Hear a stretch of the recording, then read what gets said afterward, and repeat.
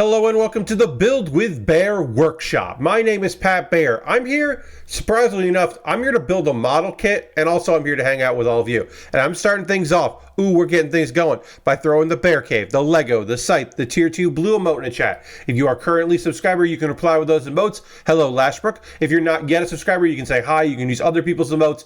If you feel like being a lurker and you don't want to say anything at all, you could just lurk, and that's also okay. It is a Thursday evening. I am working on the Gundam Astray Blue Frame 2nd L. This is the upgrade version of the Blue Frame Astray, so we're working on that. The head is completed, the chest is completed, one arm is almost done, working on the other arm. Things have been good around here. Excited to continue to work on this model kit, and then, you know, I don't know, we'll work on this model kit until it's done, and then we'll work on the other model kit. You know, I've got other model kits and things to build after that, and plenty of things to chat with you about. It is a Thursday, and I hope you're looking forward to a night of model kits and conversation.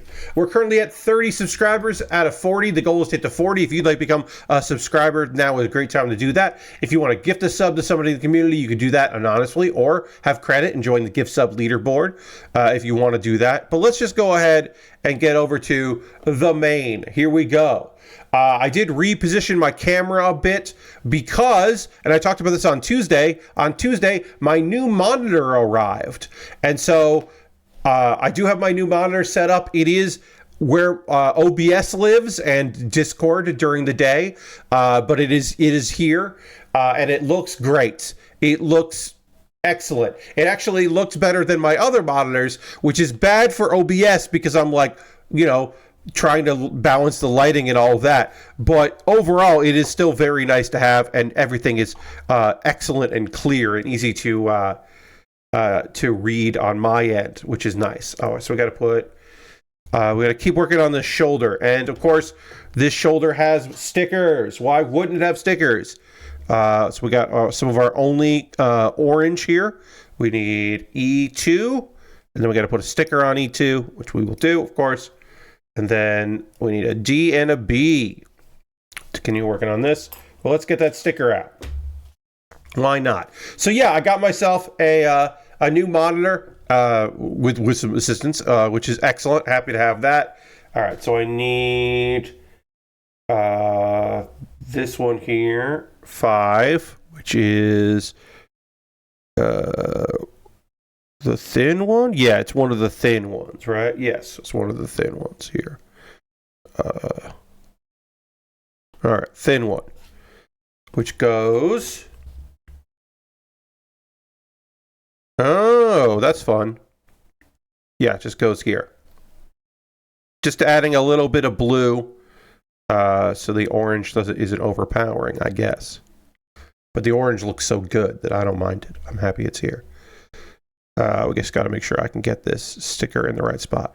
But yeah, I got the new monitor, and then I talked about this on Tuesday, but I'll just say it again. My original plan was the new monitor was going to replace one of my 2 front-facing monitors, and it was going to become my main monitor, and then one of the old ones was going to go over where this is now. But my current stand, it doesn't work with this new, very thin bezel, and where the screws on the back are wouldn't fit. They wouldn't fit together. These are not going to be copacetic for that, so it has to go over there, which is okay. It's not the end of the world. You would think that I would, of course, have the shiny new monitor be my primary, but it's okay. It'll do fine in its new home of just being there hanging out. Oh, it wants me to put the other thing on first. Oops.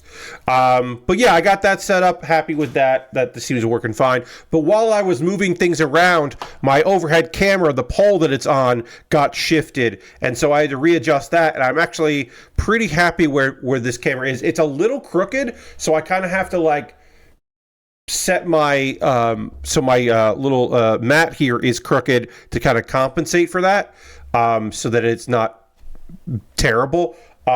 But it's mostly exactly where I want it. It's pretty perfect. And it means I actually don't have to lean it forward as much, which is great. That makes me very happy. And then I should have more room for Lego, to put Lego around it. I need D1, 3. There it is. So that's good. And also, it's just working well. That's been nice. And then, knock on wood, resetting my Wi-Fi booster has seemingly fixed the issue that I had where the Wi-Fi booster was cutting out and then reconnecting, which was the one of, if not the only reasons that I was having the dropped frame rate problem, where a bit rate, I should say, where I was disconnecting and the bit rate would drop to nothing, but then it would come back and it would be this little weird thing, and it was bad.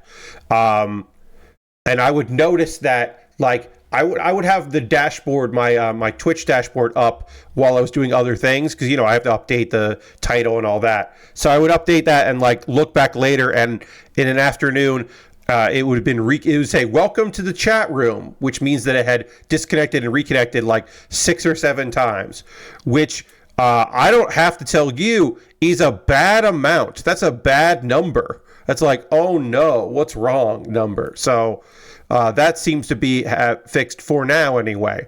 I haven't had any disconnects on the Wi-Fi router, to the Wi-Fi router. So that's nice. So we'll knock on wood that continues and remains cool. Because, you know, it's awesome that I'm not having that problem. Yeah, and when I was noticing right before I reset it, like last weekend, I would like play like Hearthstone, and suddenly the disconnects would happen, and then like Hearthstone hates it. Hearthstone hated it so much they were like, yeah, you can't reconnect to that game. I'd be like, well, but my internet's back. It's like, no, you can't reconnect. I think that Hearthstone thought that I was trying to like do some sort of botting maneuver of like rage quitting to reset something or other, which I obviously was not doing. But I think they thought I was pulling shenanigans, which again, I wasn't. Was not pulling shenanigans. No shenanigans.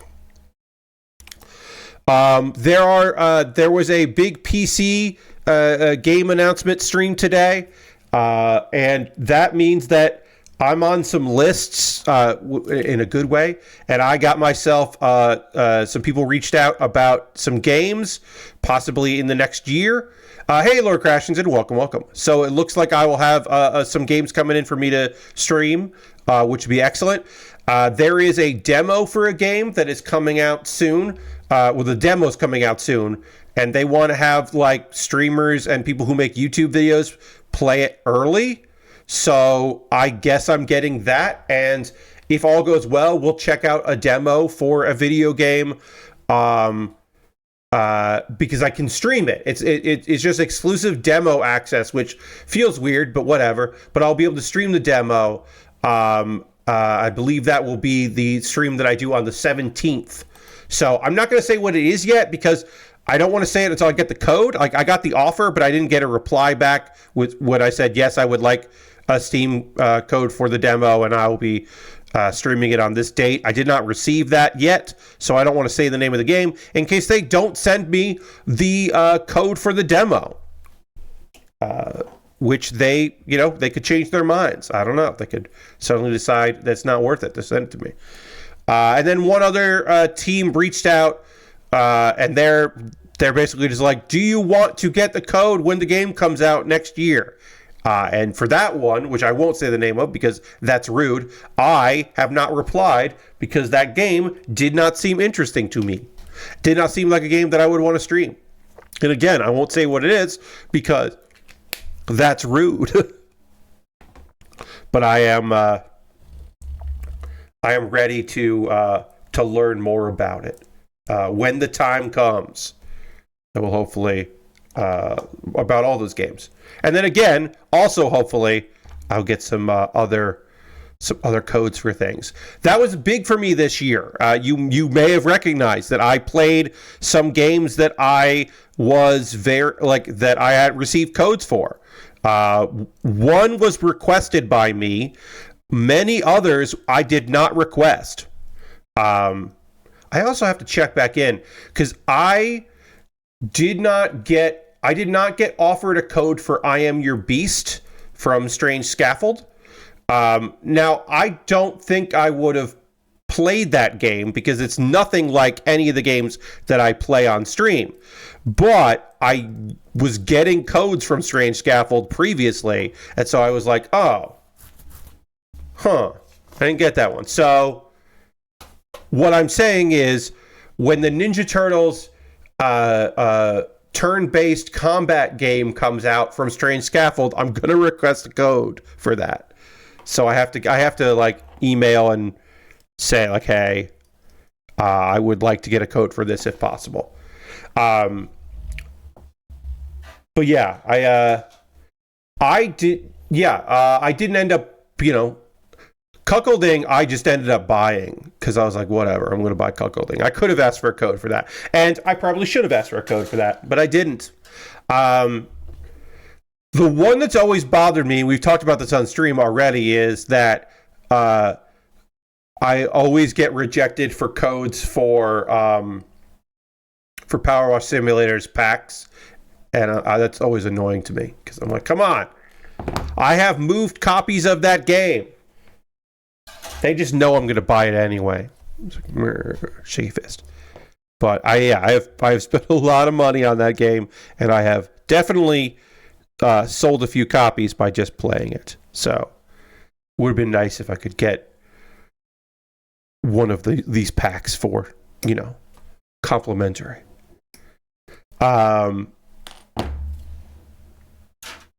And I bought the survey for Jackbox. I did not request a code for that.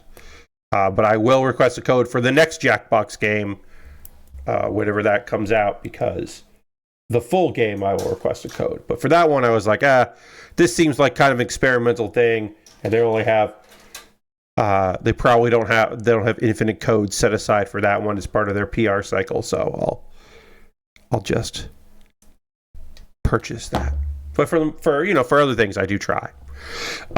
Some big news in anime. We're going to start with anime news tonight. It's a little bit departure from our usual news here.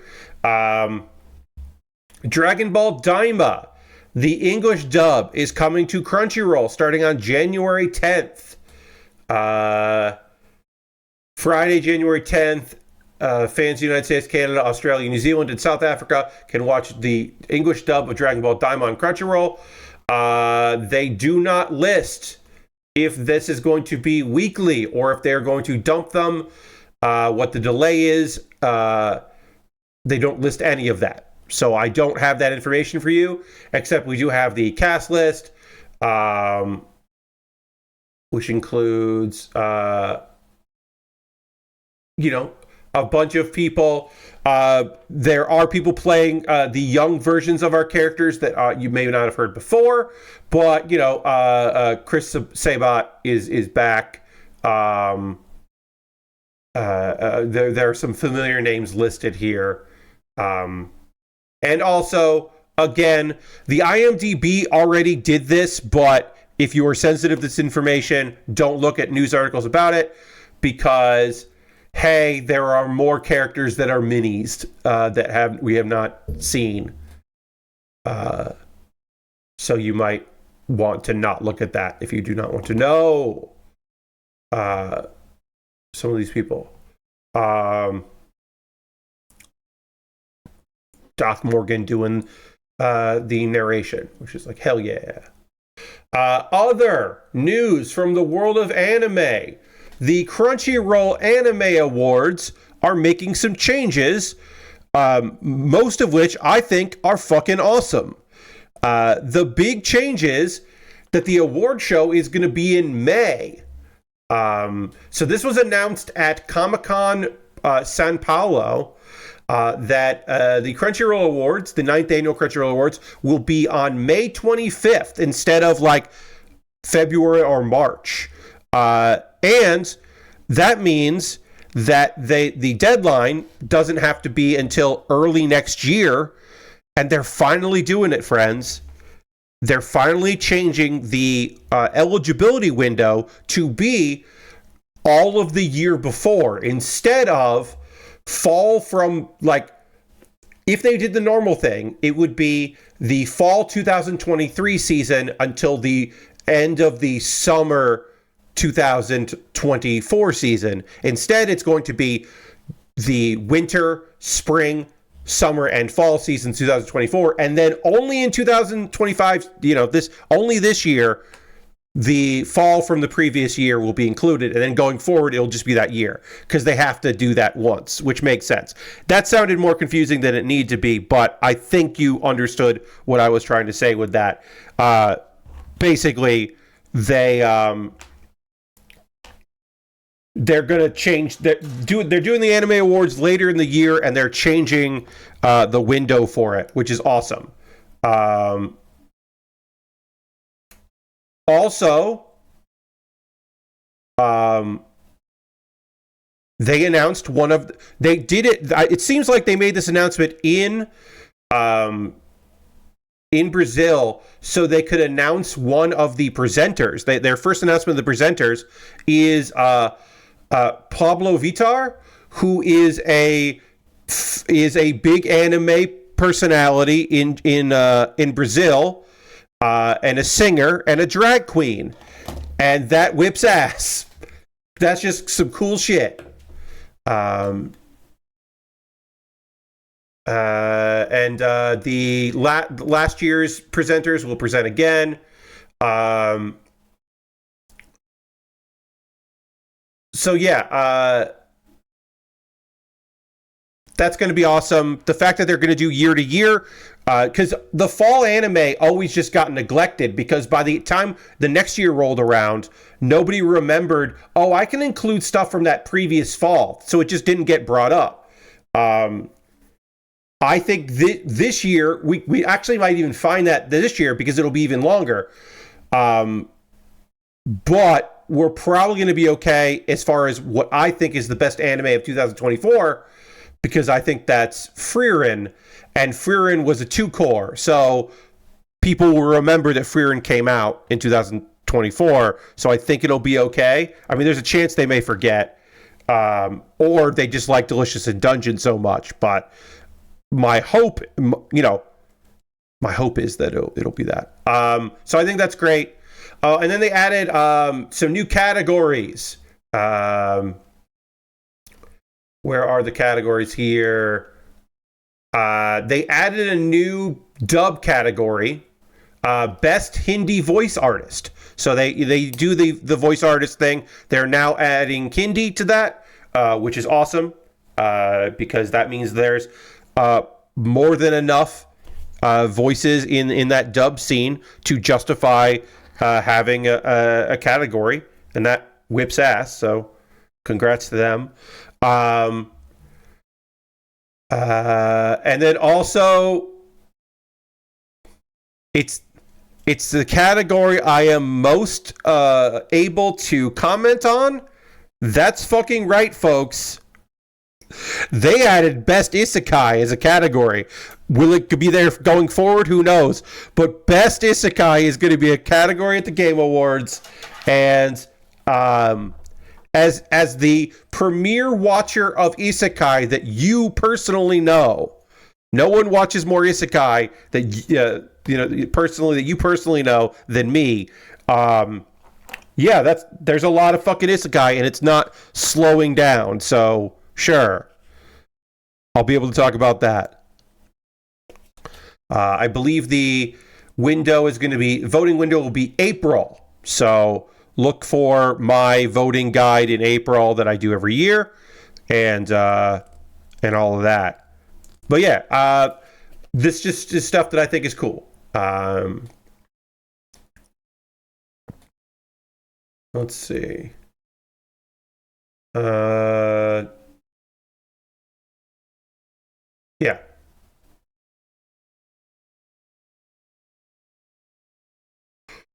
But I do like the year to year, because doing it later in the year means that. So what ends up happening is that nominations come in so early that a lot of times people aren't even watching a lot of summer stuff. So it really favors the winter and spring. Doing it later in the year should hopefully alleviate that some. That's the hope anyway, and allow for some of those late year animes to shine. Because now it'll be kind of fresh in people's minds, those shows that happened. Even if I personally don't think this particular winter is that fucking solid of a season, fall, I should say. The fall anime season right now, I don't think is particularly that strong. It's kind of a one-show season for me, because I don't want to say I don't like Ranma 1/2 remake, and I like Dragon Ball Daima enough, but it's Dandadan. Dandadan is the anime of the season, so like I don't know what we're going to talk about here. It's Dandadan. It's very fucking good, but I don't think it's not like this season's overflowing with high quality, unbeatable anime. Which is nice because it allows people to catch up on some of their other anime. But like another season, I don't know if I would be covering I'll Become a Villainess Who Goes Down in History, a show we'll talk about tonight, where I really like the premise, I really like the main character, but one member of the supporting cast is so fucking frustrating.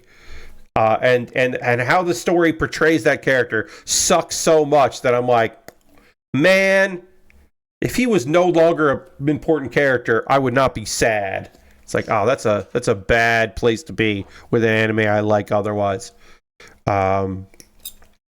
My next Pat Bear's Anime Club, which comes out on Monday, will be my 2024 Anime Awards. My Anime Awards. Forget the other anime awards that are out there. This one's the most important, with such categories from the past as most obviously adapted from a light novel. That will return this year. There are a lot of good candidates for that. Biggest personal surprise. I like to say personal surprise because I mean, sometimes they're just a show that I didn't realize I would like as much as I did. I usually have some new categories. This year we will have biggest disappointment and biggest disappointment personal, because I wanted to give the award to a show that really bummed me out, but I couldn't because objectively there's another anime that was much more of a disappointment globally, so I have to drag that one, and I can't, like, it's like, oh, I gotta fucking talk about that shit. So I will. And I need B6. And then, yeah, I got a couple new categories. And also, I will tell you as a tease that this coming Monday when you see the video, Best Initial D Reference returns. 2023. No Initial D references other than MF Ghost, but that doesn't count.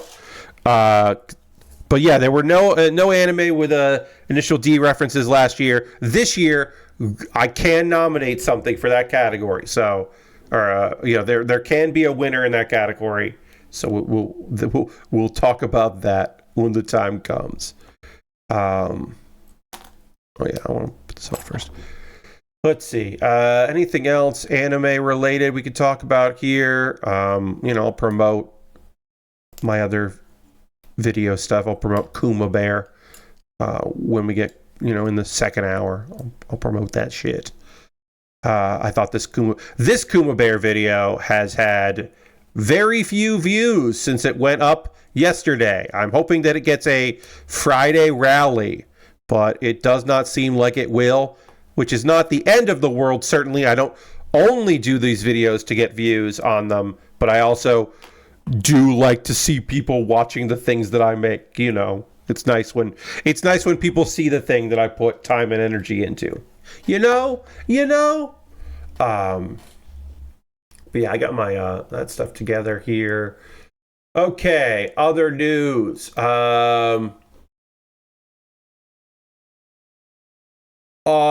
almost all of the gaming news I have here fucking sucks and is depressing. So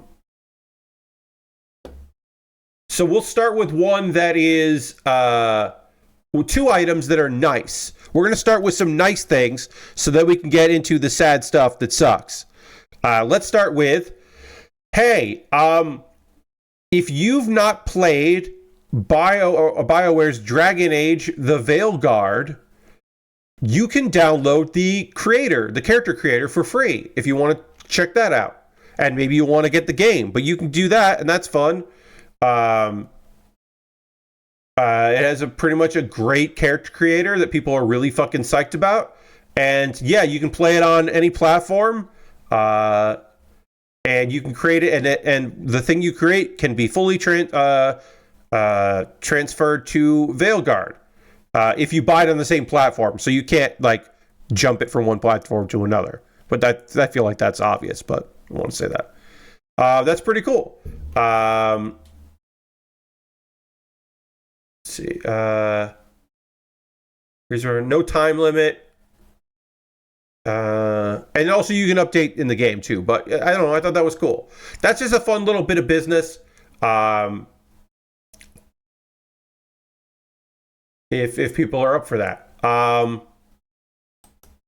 One other news story that is pretty fucking cool is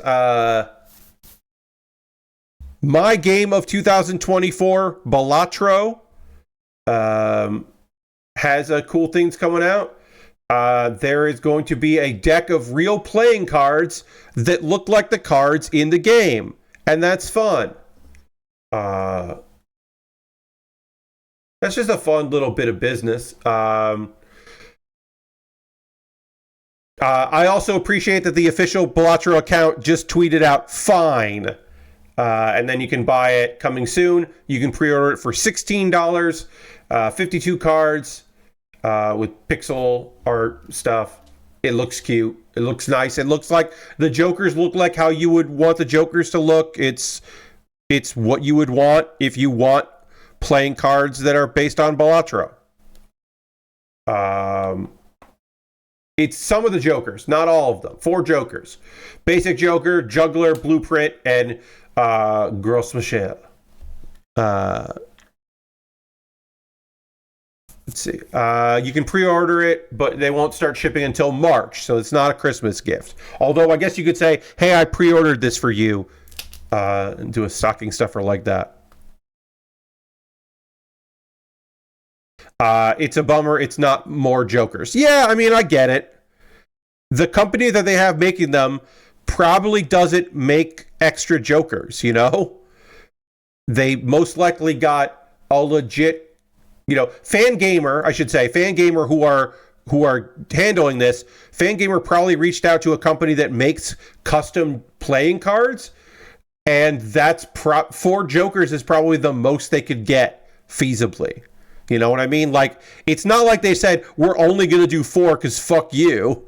It is a bummer, but, like, it's an understandable bummer, in my opinion.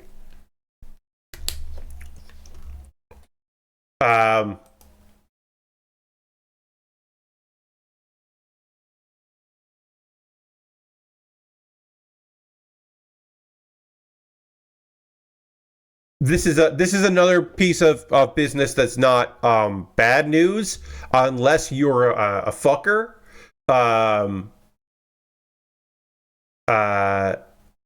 Hawk Coin came out this week and already fucking crashed, and was probably a pump and dump scheme.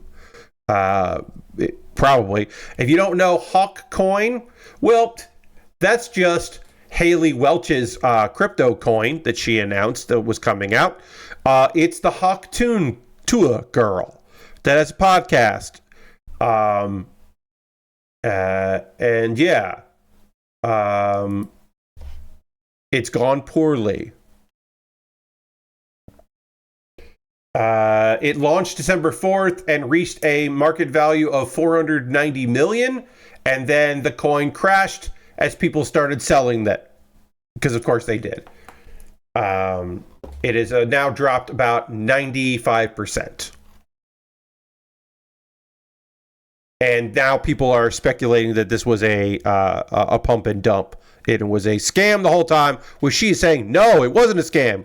We're all on the up and up. What are you even accusing me of?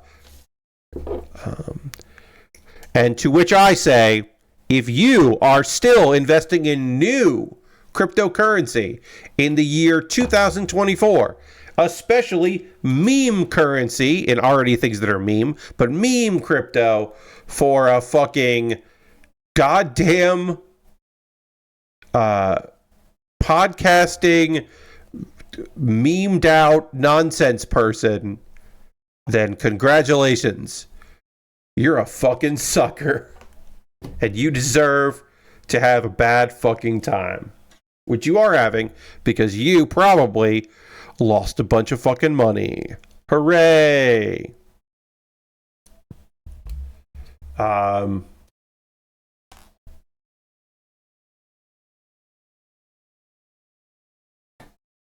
Basically, she's like, we tried to we tried to stop snipers,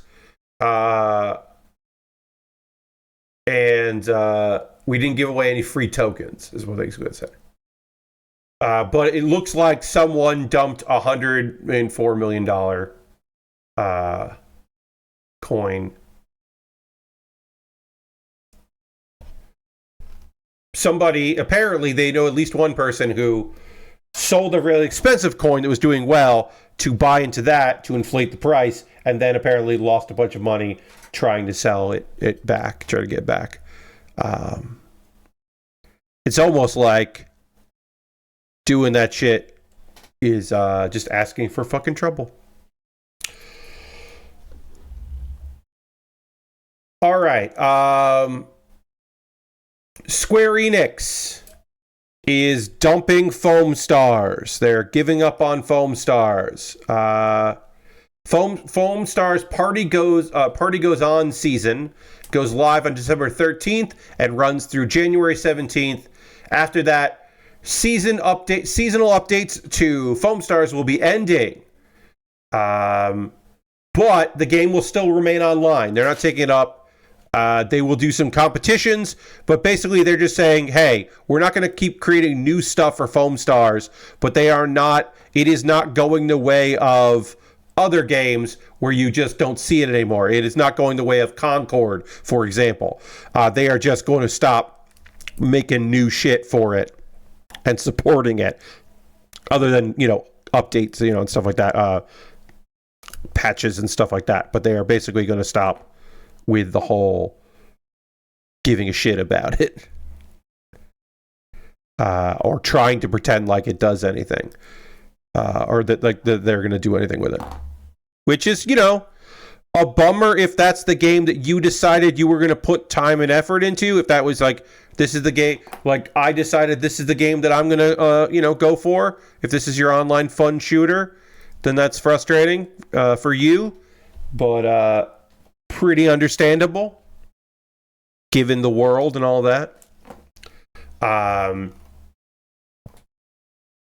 Previous season passes will be available again, so you can go between the different season passes on the tracks and get items from the past. So basically which is actually honestly kind of fucking cool, that you can like go to other seasons to get stuff that you missed out on, obviously, free, and it'll take your money, I guess, probably, but if you just want to keep playing Foam Stars, you can do that.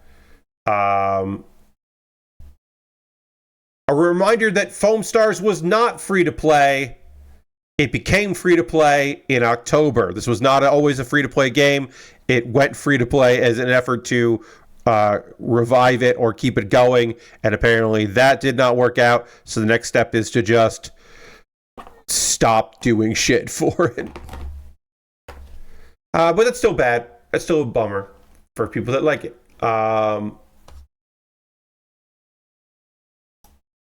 Now, here we go. X-Defiant servers are turning off in June. X-Defiant is a free-to-play game. It's shutting down in June. A couple weeks ago, this is like 6 weeks ago, the executive producer was like, it's not dying, it's doing well. We didn't even put a lot of money into marketing for this, and it's doing fine for that. We're waiting to like fix a few more things before we do a big push. He said all that shit, and apparently that plans changed, pal, because fucking it's dead, and a lot of people got fucking laid off. New players cannot download X Defiant. And if you have it downloaded but you haven't made an account for it, you cannot. Servers remain until July 3rd. Then the game shuts down. The Season 3 content... Oh, also, that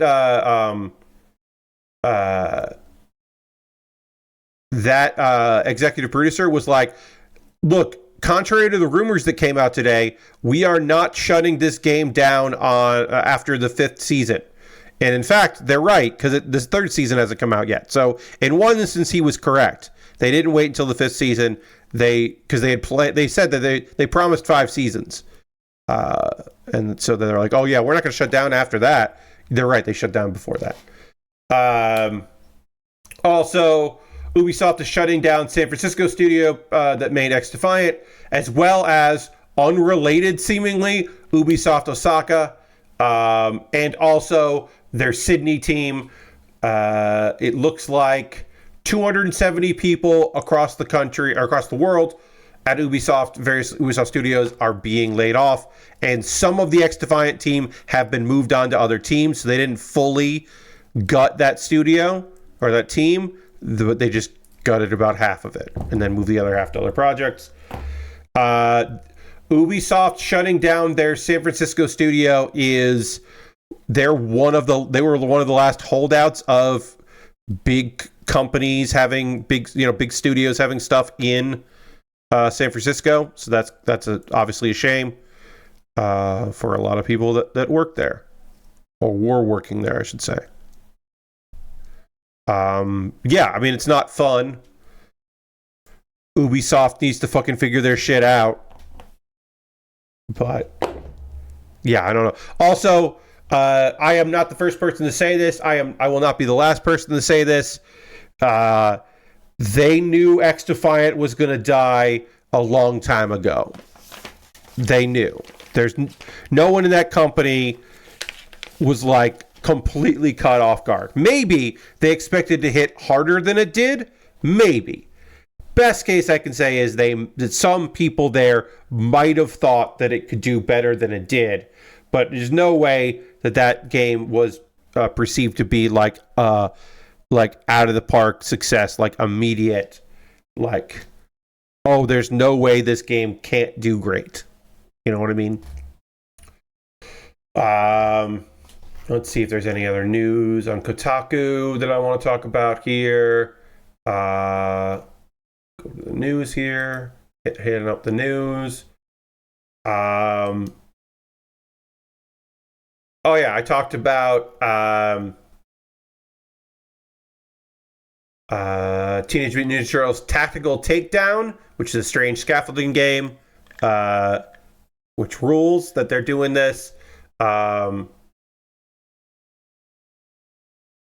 It is a turn-based game, and apparently, according to the developer, this is set in an alternate Teenage Mutant Ninja Turtles timeline where Splinter and Shredder are dead, and it's the boys a little later. They might be in their late teens at this point, which feels like on the one hand, completely baffling decision, and on the other hand, could be fucking awesome and is really interesting that they are playing in the space. So it's just like, all right, fuck yeah, dude. Good luck to you. I am interested in seeing how that goes for them. Yes, that bit is on the Steam page. Yes. Completely wild.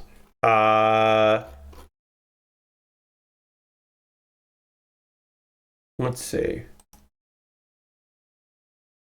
Okay, now we'll talk about a bunch of more studio closures. Ilphonic The developers of Killer Clowns cut some staff here. Let's see, they make multiplayer games based on horror film franchises like Friday the 13th, the game, before that changed hands. Predator Hunting Grounds, Ghostbusters Unleashed, which I thought was fucking terrible, but some people liked Ghostbusters Unleashed. I thought that was particularly pretty bad. And then this year they put out Killer Clowns from Outer Space. They make other games, but they've also been a support studio for Star Citizen, but their primary thing is we put that shit out.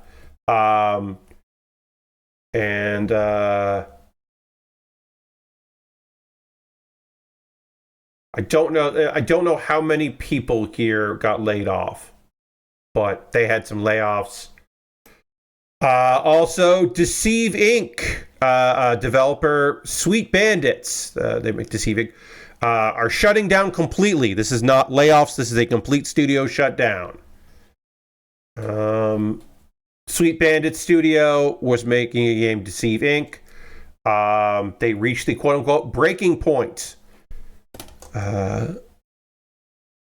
Reached the breaking point for the studio, unable to continue this adventure with you. Yeah, they got a whole statement here. It had 18 employees, so while that is a small studio, that is still a bunch of layoffs, and obviously that's a fucking bummer. I just gotta make sure this is the right polycap that I put here. Polycap 8. All right, no. Polycap 8. So I'm gonna do a thing here where I have to get this polycap fitted in real tight in here. And so what I'm going to do is I'm going to kind of line this up a little bit here. Yeah, like that. And then push it through that. And that way by having my tweezers in there, I kind of keep it from twisting as it goes through. There we go. All right, got those in. Let's see. Yeah, so they laid people off. It did not seem like a lot of people were playing that game since, even though it had very positive reviews, Deceive Inc., because that launched in 2023. But they weren't. Yeah, they just weren't making it because they were. We don't know how it was doing, but they're trying to work with their publisher in a way to like maintain the game, even after closure. And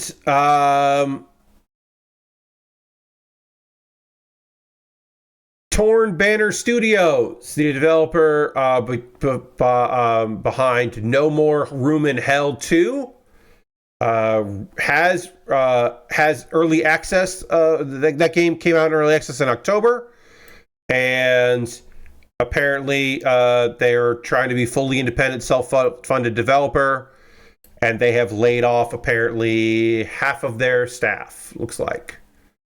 But they still are working on the game and still want a 2025 release. Again, this is a game in early access, which has gotten like mixed reviews and maybe not super, people aren't necessarily super psyched about it. Lots of performance issues apparently, and maybe it came early release a little too early. But they're still working on it. And don't worry about it, because some people go like, oh, if you're having these problems, what's going to happen with Chivalry 2? Chivalry 2 is apparently still cool, and don't worry about it. And I will add, for now, question mark. I don't know if there's a ton of demand for a lot of social deduction games. Yeah, I don't know. I don't know either. But some of these games, people, they're trying. They got a dream. They got a desire. They're trying to make it happen. I'm going to see what happens with it. Good luck to them. Yeah, just a lot of fucking layoffs right now. Just a lot of fucking layoffs. There's nothing fun about it. Let's see. Let's go. Let's see if there's any more game dev news that's fucking sad to talk about. Oh, this one's kind of good. This is new to me. I didn't see this. This is pretty fun. So you may remember that there are a ton of studios that came out of Zom kind of imploding. The people what made you Disco Elysium, and a bunch of people went in a bunch of different directions.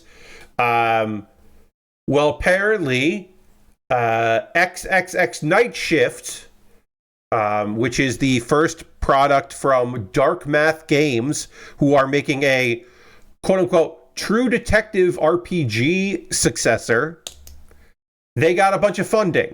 They got a bunch of money. So that's good. And hopefully, and it's from people that partnered with Zom and invested in Zom apparently ahead of time. Or they helped fund Disco Elysium's development. So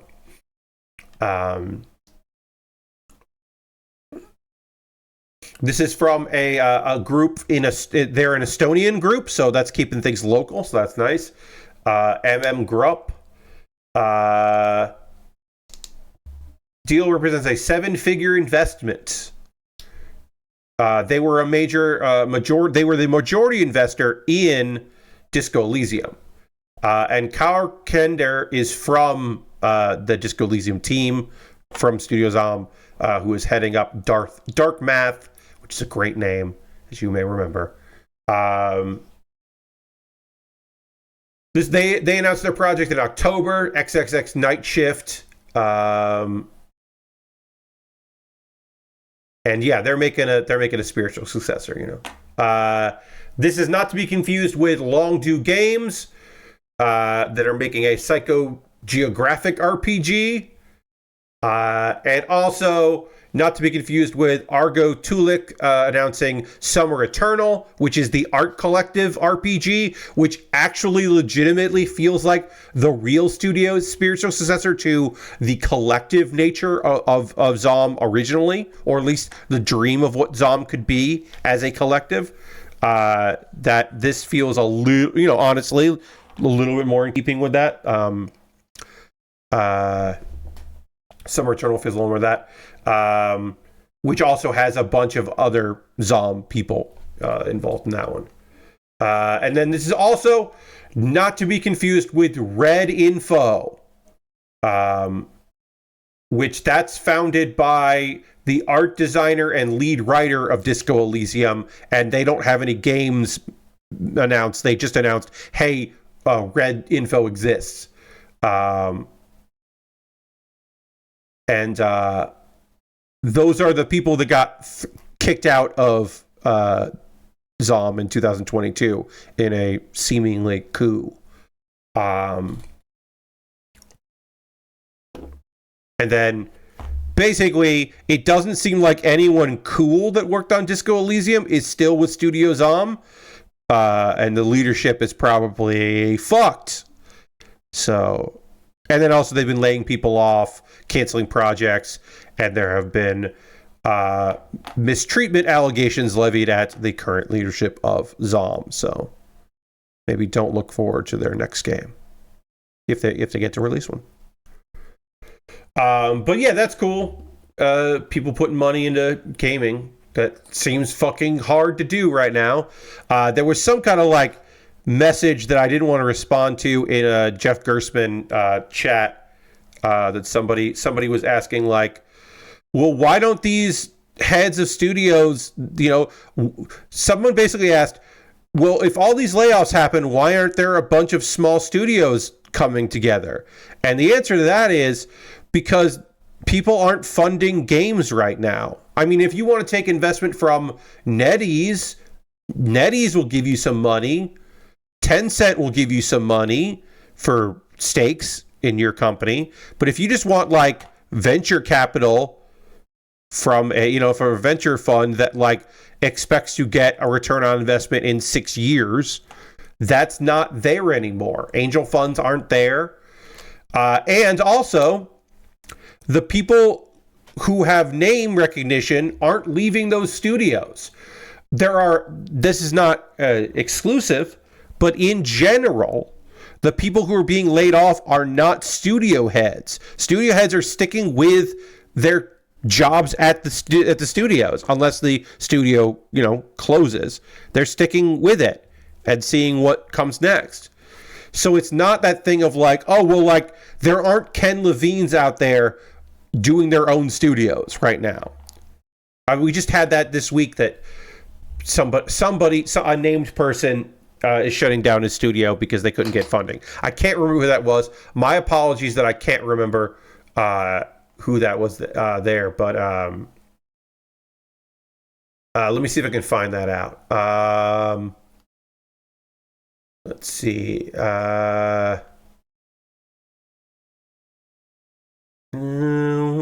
Mark Walters from BioWare is freezing Worlds Untold because they don't have any money. Casey Hudson, yes, Lashbrook. That's also who I should have mentioned there. I wasn't thinking of Casey Hudson, but that is a good shout. I was thinking of Mark Walters from BioWare. Has a studio which he was putting a bunch of money into. And this is a studio in Vancouver that he started up a year ago. And they wanted to make AAA games. He was the lead writer on Mass Effect 2 and 3, can't get funding for his new studio. And they basically just like shut everything down because they just can't get the funding. And that's also Casey Hudson, another BioWare vet, shut down Humanoid Origin. Let's see, yeah.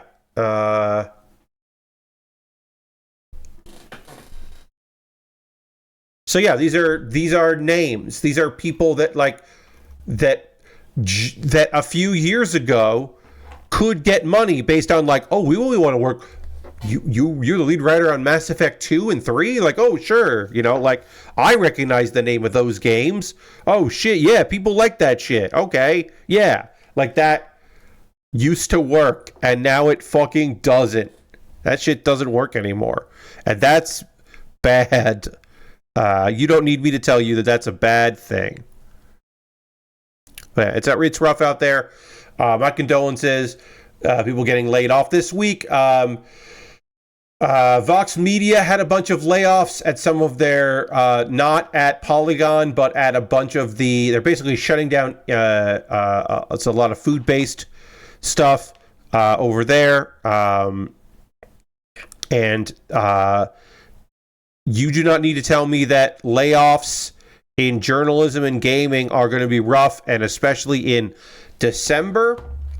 I made this point on my socials, but I'll say it again here because it does bear repeating that, hey, no one is hiring in December for that kind of a job, right? There are people who work in December. There are people that hire, but those kind of creative positions generally don't hire because the hiring managers are often not around in December, or they ran out of budget. That also, I didn't say this on my messages out there. But another problem that comes up this time of year is, okay, you write for a website, you're out of work.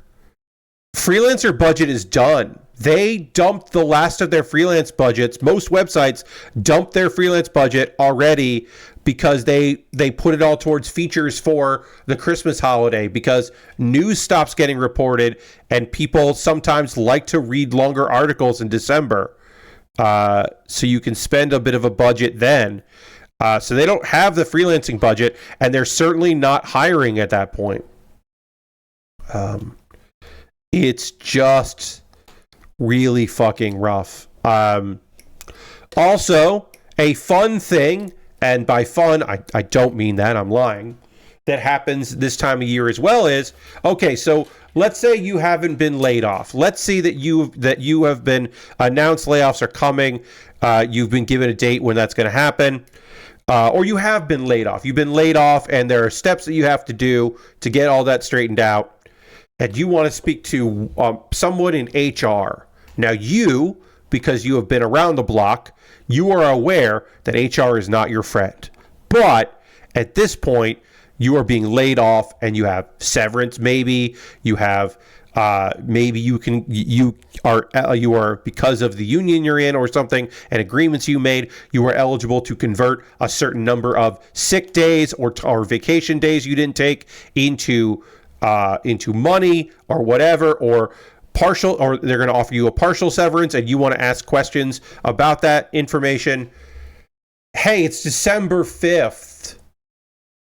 Maybe HR is already done for the year, or half of them are done for the year. The head of HR is done because they are married to the CFO, and the CFO is on vacation, and so the head of HR went away as well. And you're like, Pat, they couldn't fucking pull that shit off, right? There's no way they could do that shit.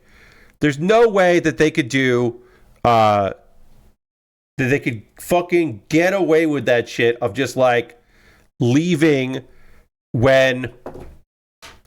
people high and dry and just jumping ship, and not even have the head of HR there when they laid people off. And to that I say, they can and will do that shit. They will be thrilled to pull that off. They will be stoked to fuck you over in that way. It's a goddamn fucking nightmare out there. Watch them try. Yeah. Oh, yeah. Yeah, I mean, there are horror stories out there, you know, people who get laid off, and the company meeting that does it, one of the higher ups in there is on a boat at the time, and so their Wi-Fi is bad because their Starlink connection isn't solid, so they're cutting in and out on their fucking boat. Yeah, it's all kinds of shit like that. That shit, unfortunately, is consistent. It's a goddamn nightmare. My condolences to people there losing their jobs at a rough time. And besides the fact that, you know, end of the year expenses, again, freelance stuff, like I do my best to plan around the fact that I have very little to do this month for the jobs that I have, the freelance gigs that I do. Customer service used to be good. December used to be like one of my busiest months for doing relief for other. I don't have a part-time or anything. I have a contract gig as a fill-in person for customer service jobs. That's usually pretty good. I usually do like 6 shifts in December at minimum. Right now, I think I have 2 set up. And that is a separate problem, right? Because customer service this time of year is always good for gigs. But everyone's hours have been cut back, and people are taking less time off, and I am filling in less. Because one of the companies that I work for doing customer service, the major one, the other one doesn't ever fucking call me because they don't need people because their business is failing. But the business is doing well that I sometimes do customer support fill in for. They don't need as many people to work for them because they've been using AI. And so really what they have is people who fix the mistakes that AI makes. And if you're like, hey, this is actually terrible for your business. It's not terrible for our business. You got to get used to it. The business is changing, everybody. It's not. Unless by changing you mean people are going to stop going to your website when they find out that your customer support fucking sucks. Oofed.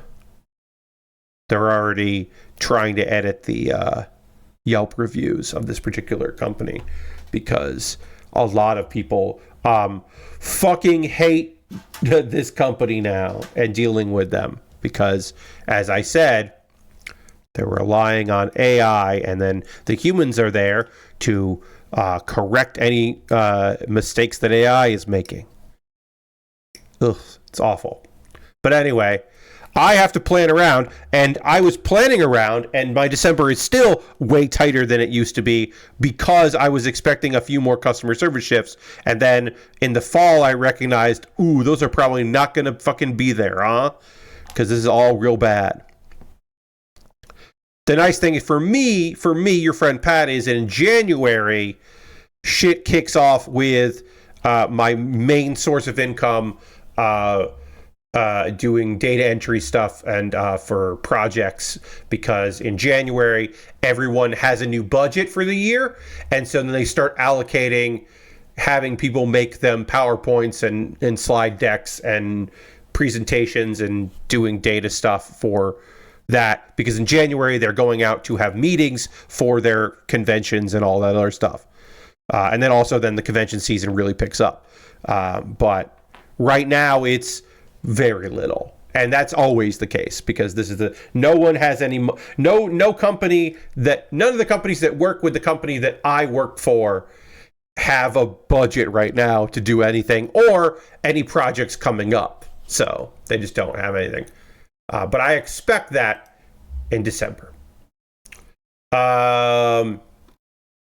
Let's see. Let's take a pause for the cause on all of that not great talk. Let's hang over here into the chat zone. I look so good on my OBS monitor. Look at me. I look awesome. I look nice and bright and vibrant on this one screen, and not as much on my other one. But hello. Now is the part of the stream where I'm going to talk to you about ways that you can support the channel. All of this, keep the lights on, as they say.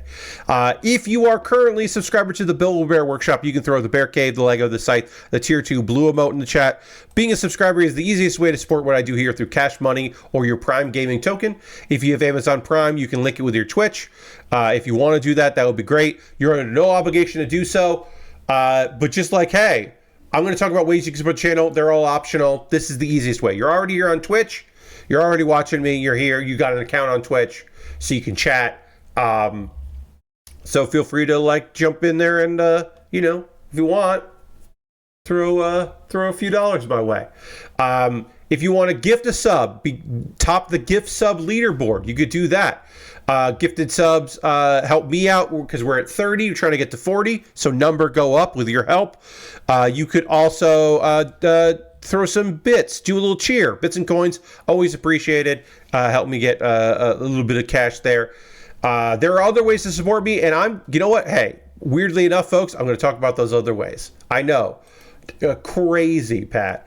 I have a Patreon at patreon.com/PatBaer. Over on my Patreon, there are a bunch of tiers, the $1, $3, $5, and $10 tiers. There are different rewards for different tiers. Consider joining me on Patreon. Hey, if you join the $3, $5, or $10 tier, you just have to be in one of those three tiers. If you do that, wait, sorry, hold on 1 second. Let me just see what this is, what I just opened up. Oh, okay. You can vote on what I do next Tuesday, for my stream next Tuesday. I currently have a poll up for what should I play next week. I put that up today. Only 2 people have voted so far. They've both voted for WWE 2K24 because there are most of one DLC pack, an entire pack. We haven't looked at the WCW pack, and we haven't looked at some of the global wrestlers pack from this fall. So we got to look at that because I paid for that already. So I want to look at that. That's winning right now against Power Wash Simulator, the Ice Rink, which is their holiday release this year, and Hearthstone, because I haven't looked at Hearthstone, this expansion, and I have some decks that are pretty fucking fun. So that poll exists. If people want to check that shit out, they could vote on what I'm doing there if they wanted to. They don't have to, but again, that's $3, $5, and $10 patrons could vote for that. $1 patrons, you can't vote on that. Sorry. If you want to support me, on YouTube, well, you could become a subscriber to YouTube because obviously that's free.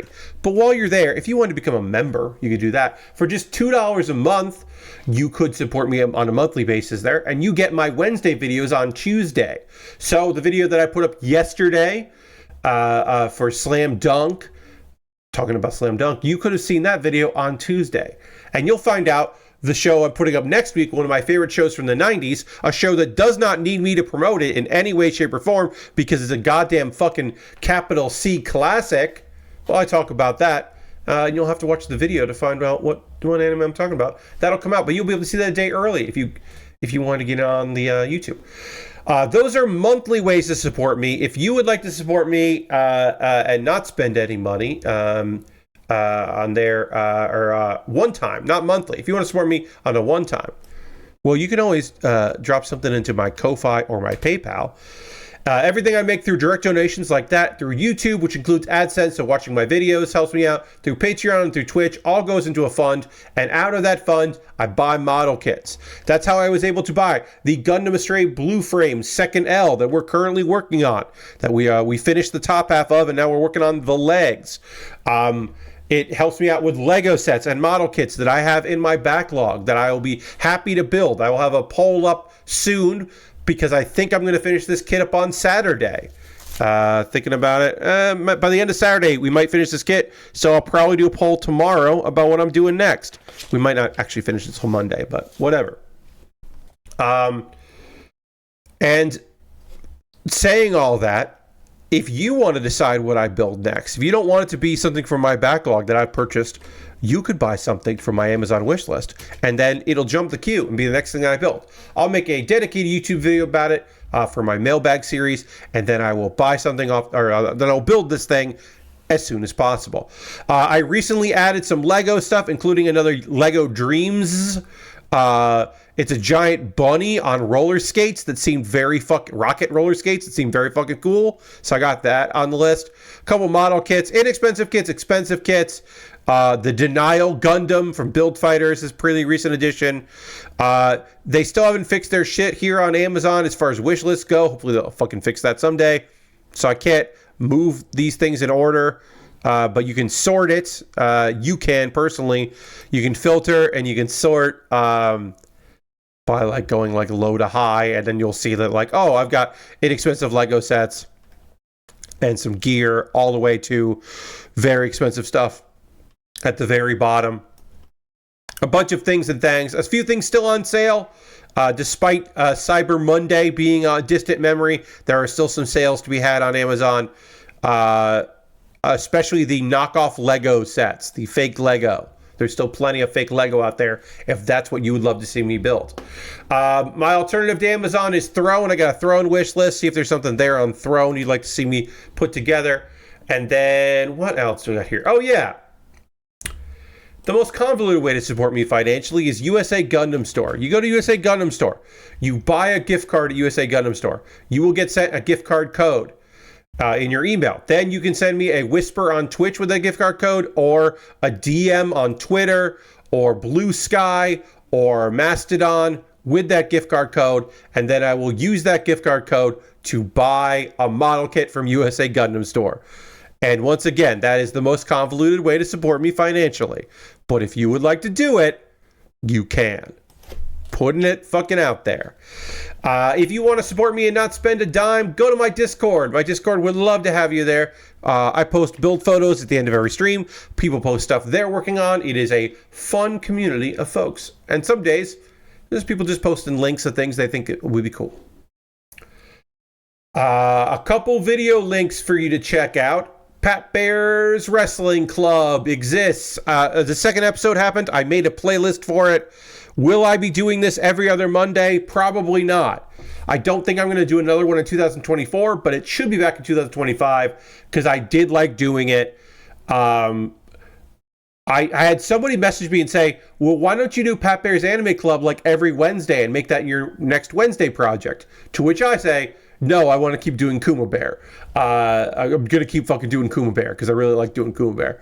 But when I feel like it on a Monday, there may be a new episode of Pat Baer's Wrestling Club. Maybe it'll be monthly. I don't know. I can't guarantee it. but I did make this one. Please watch if you haven't. I'm talking about the end of the Tokyo Joshi Pro Wrestling Next Generation Tournament and the fallout of the guaranteed title match the winner received. It's some good shit. Pat Baer's Anime Club is my ongoing video series talking about anime. I'm talking about good anime filler in this episode. If you missed it, I'm happy with this one. I'll do another good and another bad next year, I'm sure. And then Kuma Baer, I already talked about tonight, but this Kuma Baer is about Slam Dunk. And if you haven't watched this video, please do, because it did not get a lot of views. This episode of Kuma Baer is all about Slam Dunk, a formative anime and manga in Japan. The anime's so good that people were like, oh shit, I want to fucking play basketball. Hey, local community center, why don't you have any basketball hoops? Hey, middle school, high school, why don't we have a basketball team here? We should be playing basketball. We just got we're watching the dream team on the Olympics, the best basketball players in the world, and we think that's cool. And then Slam Dunk is so good. This anime is so fucking good. We'd like to play fucking basketball if we could. And then Japan was like, okay, we will always love basketball now. Thank you, Slam Dunk. It's the thing I didn't say this because it wasn't about the manga, it was about the anime. The thing about Slam Dunk is it's not even the first manga about basketball. There was another manga about basketball that failed, and Slam Dunk was good, and people were like, hell yeah, finally, sports anime for me. It's the second manga about basketball. It just happened to be a hit. Another thing I didn't say about it, because I only had 60 seconds, the opening to Slam Dunk, there is a train crossing. It is in every episode, all 100 and whatever episodes. People who are traveling to Japan want to go to that crossing because they think Slam Dunk rules so much that they want to take photos of them there recreating a moment from the opening of Slam Dunk. That's how fucking lasting staying power this anime from the 90s that Americans don't really have any big thoughts on, because by the time anime got popular enough here, sports anime was not the thing that people thought that they would want. Because there aren't really a lot of sports cartoons that aren't also about solving mysteries, like the Harlem Globetrotters cartoon. But like that, like a basketball anime, they didn't think people would be into here. That's why the manga hasn't done super well, because sports anime and manga doesn't do particularly well in the United States. But there's enough people out there that think Slam Dunk fucking owns, that they travel when in Japan. They're like, I need to go to that place there and take a photo for my friends who also think Slam Dunk rules, so they can see this photo and be fucking psyched. So cheers to you, Slam Dunk. See, on this stream, I can swear a lot, and I don't care. But I don't swear in... I, on purpose, don't swear in Kuma Baer. I do swear in Pat Baer's Anime Club, but I try to wait at least 5 minutes into an episode before I swear. But Kuma Baer has a broader reach than anything else I do, period, in the universe. It has the biggest reach possible. Especially now that Twitter is in the shambles. But my reach there is bigger than anywhere else I could possibly have. So I try to keep that clean so that it'll reach even more people. I want people to be excited about the shit I'm excited about. You know that. Anyway, I have to transition back to the overhead camera so that we can get to fucking work. I also want to talk about a manga that I've been reading and an anime that I've been watching. I'm fucking infuriated with a little bit of this anime, but we'll get to that. But first we'll talk about a manga that's fucking heartwarming and gorgeous and lovely. We'll get to that in a second. But before we do that, we have to transition back to the overhead camera. I got to keep working on this model kit. Also, I need to drink some water because I'm parched. And we'll do that with a dramatic transition right now.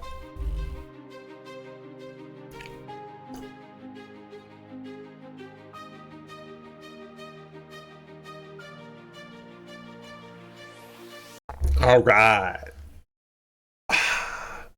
That transition is still a little too long, but it used to be too short, so we're making do. Let's talk about the manga. My Stepmother and Stepsisters aren't wicked. This is a heartwarming, lovely little series. These are short chapters, so they're very breezy. You might think that the joke gets old, and it sometimes does, but they do play around with the formula enough that it's still very fun. So, our main girl, Mia. Mia was living a very tough life. Mia's mom was sick a lot. Mia, from a young age, had to go in and go to work. She's tried very hard. She's had a really tough upbringing. People were mean to her a lot, and she's got this kind of like a fear of being yelled at and being mistreated. But she's had a rough time. And her mother passed away, and obviously that's terrible.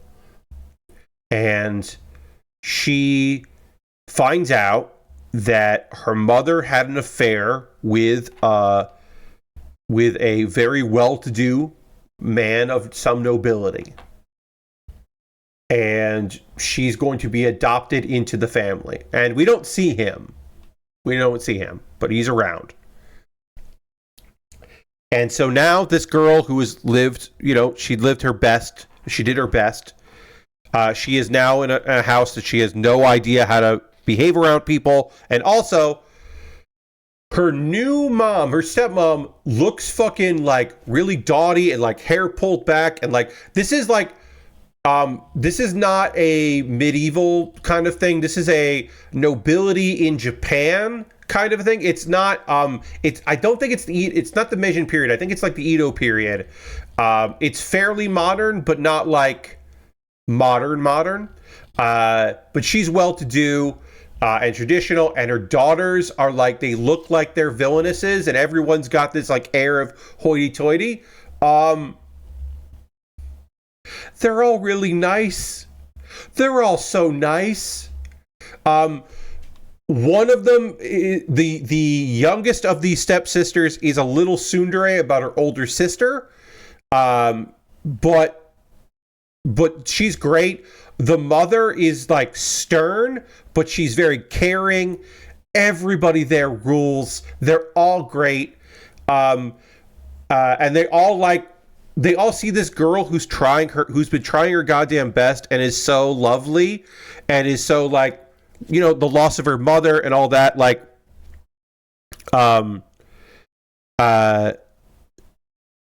it's just such a great little series. It's fun. So one joke, the joke that gets stale in this a little bit is her having a negative reaction in anticipation of them being unhappy with something, like her getting sick, her dropping something, her not being able to make up her mind because she's never been able to pick out clothes. She's never needed to have an opinion on something like that. So like, she's going to be slow on that. And her imagining a world where her new stepsisters and her new stepmom are going to be furious with her. And she imagines that because that's kind of like part of her trauma.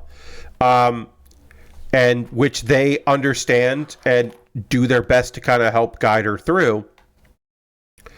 But it ends up mostly being a thing where they're just like, yeah, I mean, we get that, but it's okay. It's going to take you a while to adjust. Like, it's going to be all right. They're just very supportive and very lovely in their own way. And it just becomes a really nice series. There's like 5 volumes right now. I think I've read 4 of them. And it's just got cozy vibes. The art is really nice. There is the introduction of the cousin who immediately sees Maya as a rival for the attention of the older stepsister. But like, it's okay. There's a great dog in this show. There is a fantastic dog in this book, I should say.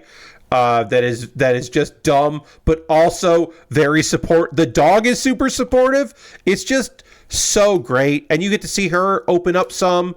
There is a kind of a tearjerker scene in this where our girl she doesn't know what to say. The stepmom doesn't want to be called mistress or stepmom or head of the family or like she wants to be called like mom or mother. And our girl is like, this isn't my mother. I can't do it. And she's going to be so mad at me. She might kick me out of the house. Like if I say that. So it's just like, okay. Oh, I'm not trying to replace your mom. Why don't you call me mommy? And from that point on, she does. And she's like, I'm still gonna help raise you. I would still like you to say something. There are lovely side stories with the mom. There's a very stern maid that is clearly in love with the mom. Like, there's a lot of very fun shit going on in this thing. It is just like some people that look like they wouldn't be cool who are very cool and kind and loving and supportive of this girl who just was doing her best, her goddamn best. It is highly recommend. This might be the easiest recommendation I've ever made. Again, you could get a little tired of her freaking out, but they do mix it up in different ways, and they do introduce new characters that would then shift it, and we get to see just like a lot of people being incredibly kind and caring. There is a incredibly fun scene with a I'm sorry, I'm trying to make sure I get this done right. Where the matriarch of the family has a moment where she is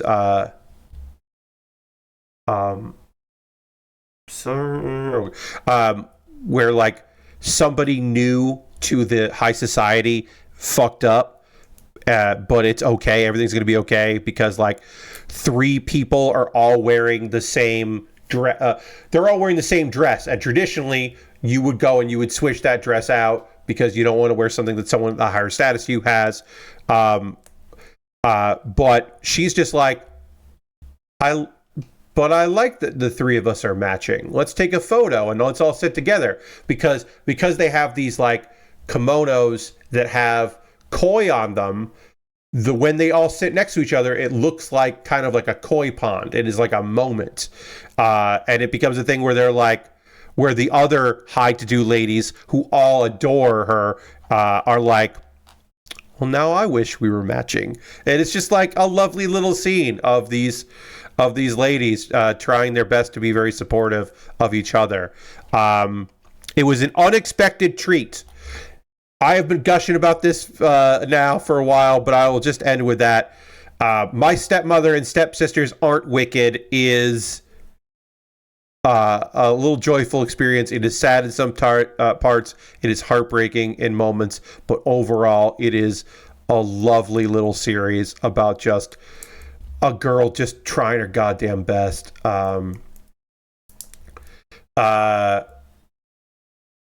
But yeah, you get to see like going to a department store, going out in the world together, finding things she likes, opening up about her hopes and dreams. She makes a pie at one point because she doesn't know how to thank them for all they've done, but she wants to do something. So she makes a recipe to make like an American apple pie because that is something that like she thought they might like to have coffee and pie as a dessert. Homemade pie, and everyone's so fucking psyched and touched that this girl made them a pie. It is just, it's great. It's so good. Can't recommend it enough. My Stepmother and Stepsisters Are Wicked. There's like a ton of volumes out right now. I think I believe 5 are out. I've read 4. It's so good. Please check that out if you haven't already. Hopefully I've conveyed my love of it. And then let's talk about an anime I like, but also like there's 13 episodes of this and I was just like, yeah, all right. I think I'm going to be good when this is over. I think I'll feel okay. Episode 10 of I'll become a villainess who goes down in history. So, at the end of the previous episode, we found out that the formerly blind man who now has one eye that he got from Alicia, Will, who is, we found out that he's actually royalty. So he is he's the brother of the king, and he is the uncle of the main character's love interest, Duke. Remember, he's a prince, and his name is Duke. And I fucking, every time I remember that, I get mad at the show a little bit. But anyway, so we get backstory. He was originally supposed to inherit the throne. He was meant to be king. He had a lot of magic. He was already at age 10, level 80. And he thought he was such hot shit that he tried to do a level 100 spell. Which he couldn't do. And he went, the magic went crazy. And he lost the ability to cast magic. And we actually had something, we didn't know about this, but we did hear earlier in the thing when our girl was getting good at magic, people were like, you have to be careful because sometimes people who are great at magic at a young age get cocky with it, get arrogant with it. And apparently we were talking about the former crown prince, Will. So he can't become king because he can't use magic. That's like a rule there. And he's like, well, I don't love that, but I did this to myself, so I'll just support my younger brother, Luke, who is the king, and we have met the king and all of that. Well, he, he was giving advice and he was helping. He was basically running the kingdom without being king. And at some point, his brother got in his head that, like, oh, you treat me like a puppet. Like, you're running this country, I'm the king.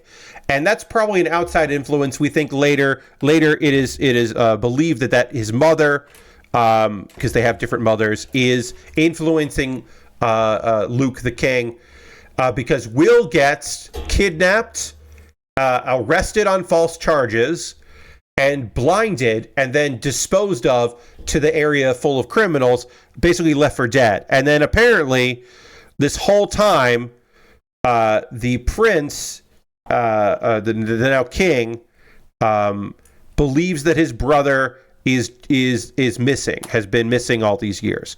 Does not know, and again, this was a plot. Does not know about this plot. Just believes that his brother is been missing all this time. I don't know how the king's brother can go missing all this time without any word, but a guy with no magic ability can just disappear without anybody knowing, but whatever. It's probably a little bit of a plot hole, sure. So we don't know what happened. We don't know if the king's mother is still alive or anything. We don't know what's going on there. So Will is like, I don't know how I'm going to do this, but I'm going to try to get an audience with the king so I can protect this area. And Alicia's like, yeah, all right.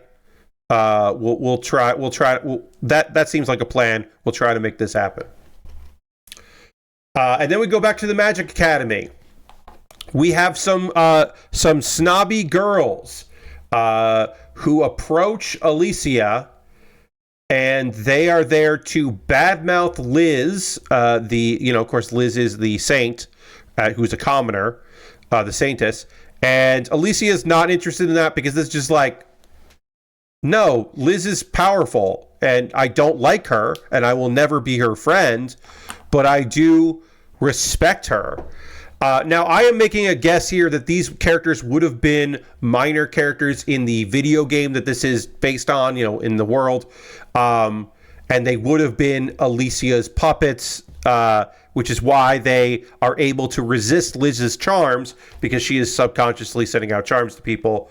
Sorry, I have to translate some text here because I don't know what that says. I believe that is just another. Let me just quickly hit the old Google Translate here. Camera. What does that say? Undergate. Okay, yeah. Great. There's Undergate pieces coming up. Of course, there fucking are. More Undergate to remove. Cool. So we got to put some Undergate removal on here. which we will do now. Oh, and then also some pieces that don't have undergate. They can just be attached. Anyway, yeah, so they try to badmouth Liz. She's not interested in it. And then they try to... they're angry at Alicia for not being on board. So they go to Liz to try to get Alicia in trouble. But Liz doesn't believe them because that's not Alicia's style. And then they expose her. We see that two people who have been around who are part of the posse, they're part of the Prince's posse. They're starting to recognize that Liz is kind of weird, and sometimes people act weird around her. So those girls that we just talked about who tried to talk shit about Liz and then tried to throw Alicia under the bus, suddenly, from just talking to Liz, they become really meek and kind of follow along. Later, we find Liz, who was a character, or sorry, Jane. Jane, who is a Liz supporter, tries to apologize for what she did to Alicia, and Alicia says, "Sure, okay." Oh no, sorry, that was to apologize to Liz because she did the whole thing and did all that to try to frame Alicia. Liz forgives her, but then one of the older brothers of Alicia basically is just like, "Hey, don't ever bother Liz again." So there's definitely some of the people who are Liz fans. It seems like she is not in full control of them, which could come up and could be interesting. I don't know. We only have so many episodes left of this. Let's see. Alicia argues with Liz and is just like, "I'm never going to be your friend." Then it's brought up that while our girl was in seclusion as she got stronger, apparently a black wolf attacked the school and attacked Liz. And Alicia's just like, "But there aren't any wolves in this country." To which Gil, her assistant, is just like, "No, that did happen." So she's like, is another country trying to test her, fuck around with her? We think it's actually William, or not William, sorry. It's actually the Prince Duke, because he could transform. He may have just freaked out and attacked her. Because he's the wolf. He shapeshifted. But he doesn't want Alicia to know he's a wolf, so he shuts down her questions, and then does more creepy bullshit that this fucking character does that I fucking hate, and I hate this character. I hate Duke so much. This is the part of the episode where I got fucking mad again at this goddamn character, because he uses his goddamn teleportation magic to send her out to his private study. And he does the Cabadon, the like arm stuck, you against a locker, lean in thing, which I think he thinks is flirting, but is just really creepy and not great. And he's like, basically just like, it seems like he's always been interested in her, which sucks because she's younger than he is. And there was a time where she was very young when he was still just like, there's something about that girl, which is just gross and weird.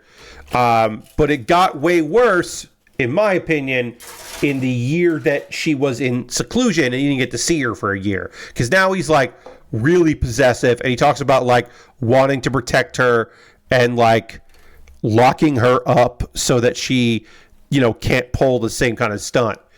To which she headbutts him so that he will back off. And yeah, she stands up for herself, and she's just like, "What? No, fuck off with that shit. What are you even talking about? Get the fuck out of here. Stop fucking around like this, you goddamn weirdo," which is awesome for her. And basically she's just like, "I will never let anyone take away my freedom. Like, how could I possibly allow that to happen to myself?" Which is awesome. Good for her. You stand up for yourself from this fucking creep who has decided that he's totally into you. Anyway, it's a bad end to this episode.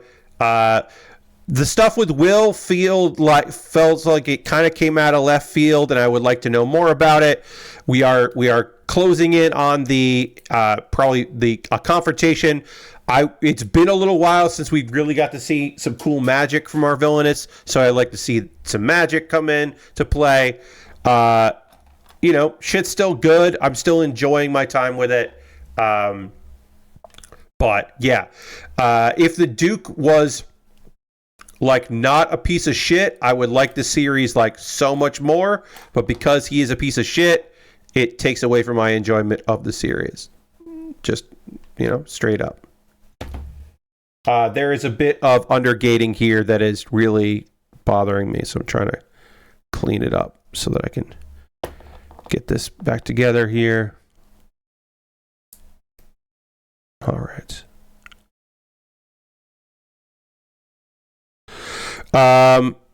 So yeah, that's some anime. That's the anime that I watched. Of course, on Saturday we will chat about Dragon Ball Daima and Ranma 1/2. This next episode, Ranma, is going to be an interesting one.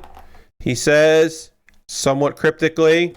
Should be interesting to see what people think of this episode of Ranma 1/2, based on previous episodes. The previous Ranma 1/2. So we'll see. We'll see how people think about what people think about this one. All right, so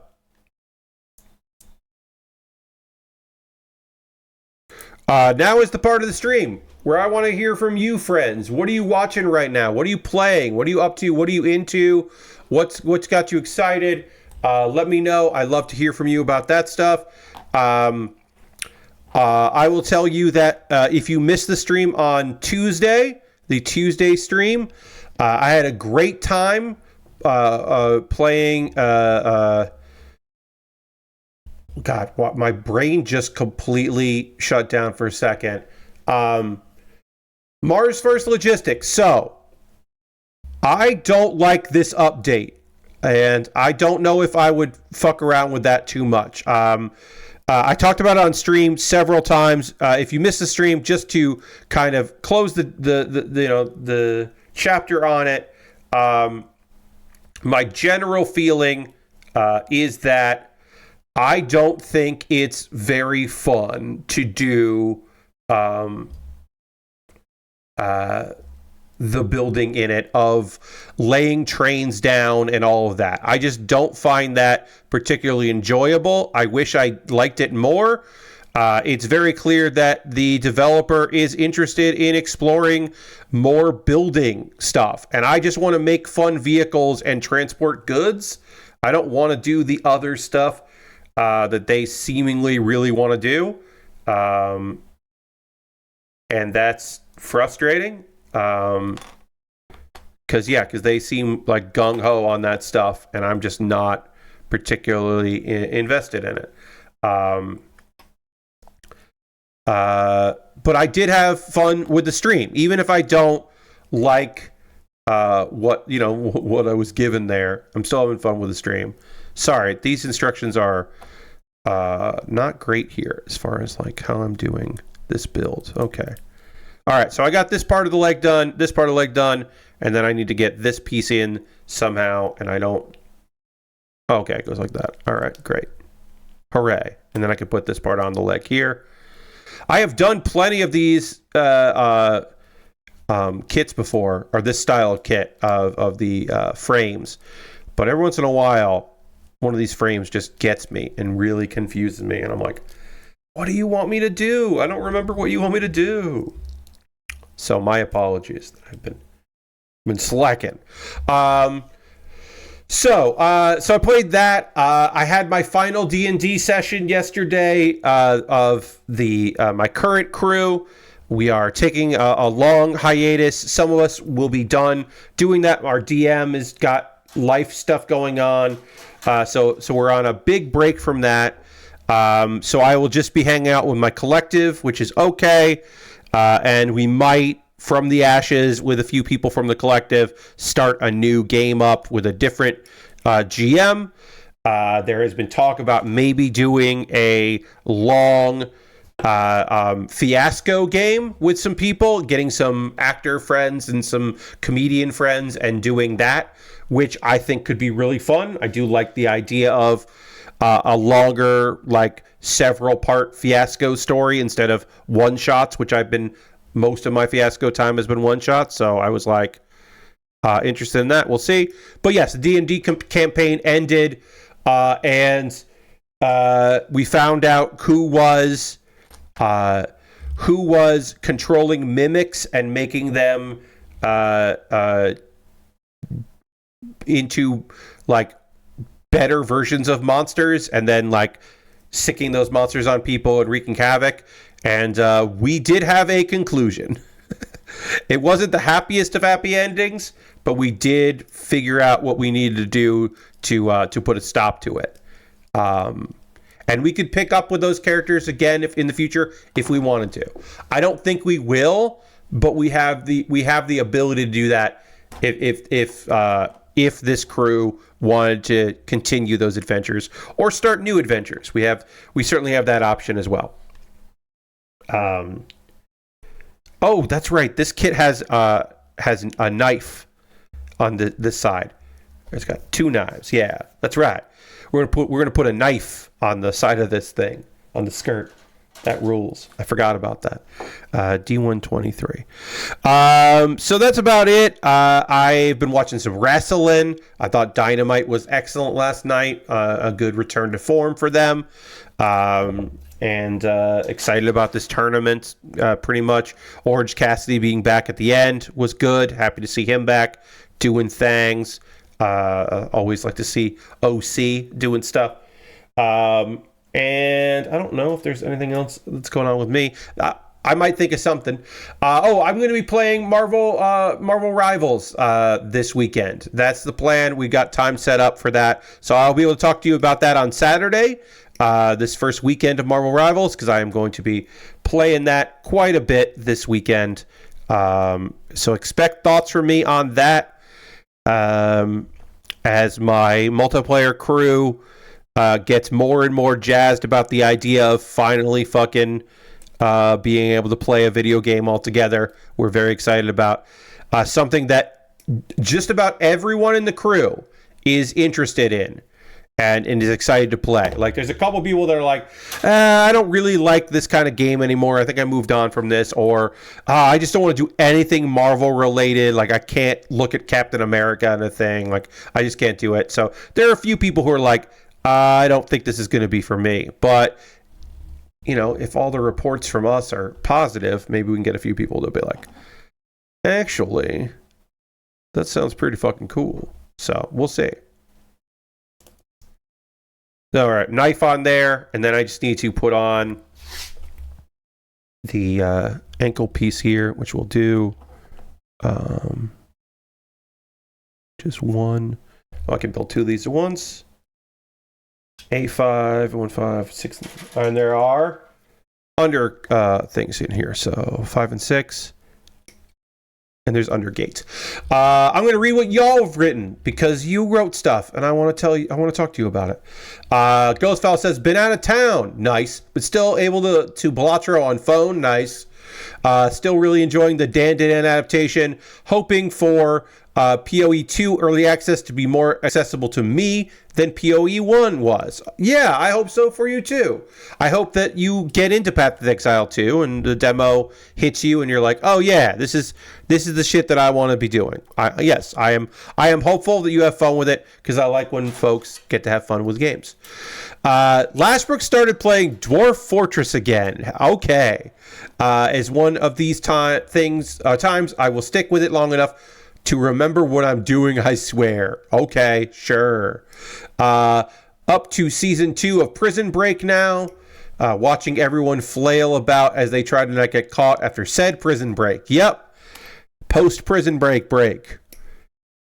Lashbrook says, a lot more interested in the Indiana Jones game after all the reviews dropped, but like, I just barely got Stalker to stop crashing. I hear you.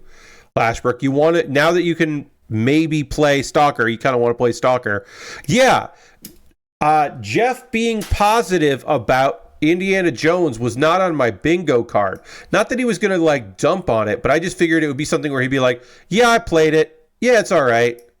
But yeah, he seems to fucking like it. So, yeah, a bunch of people, I didn't read a lot about it, but I did watch some of Jeff's video, and I read some thoughts from Dan Reichert as well.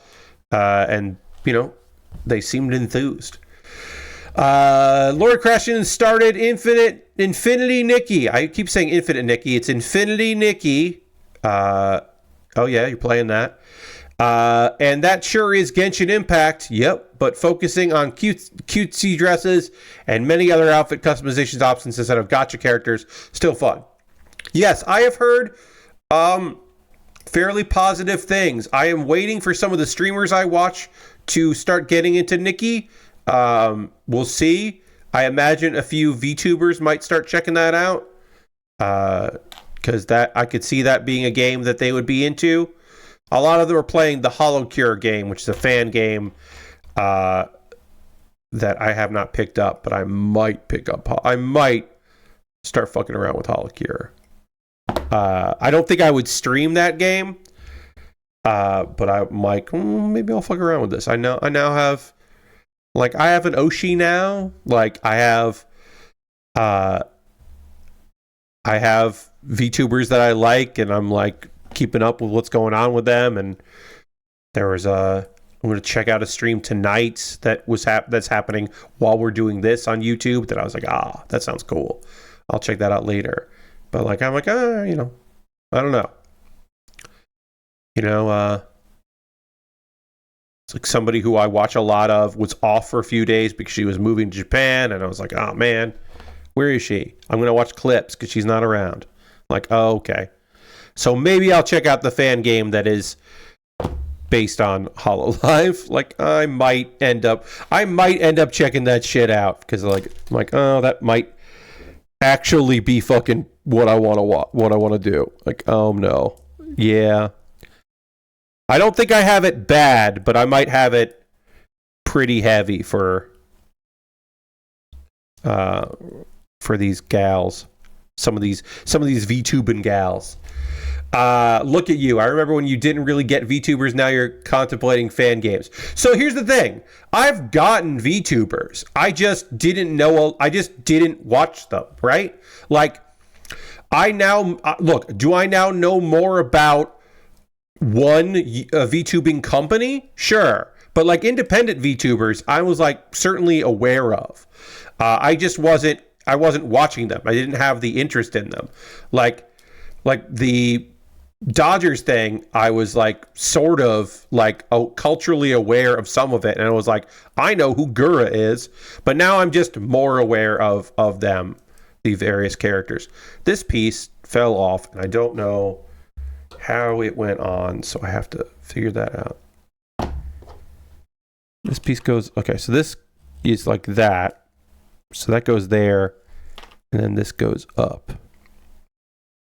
But yeah, I'm just more culturally aware now of VTubers, and I watch a few more. I mean, like, I'm not watching a lot of them. I'm not a member. I don't have a membership with any of them, so I'm not like keeping up with that content.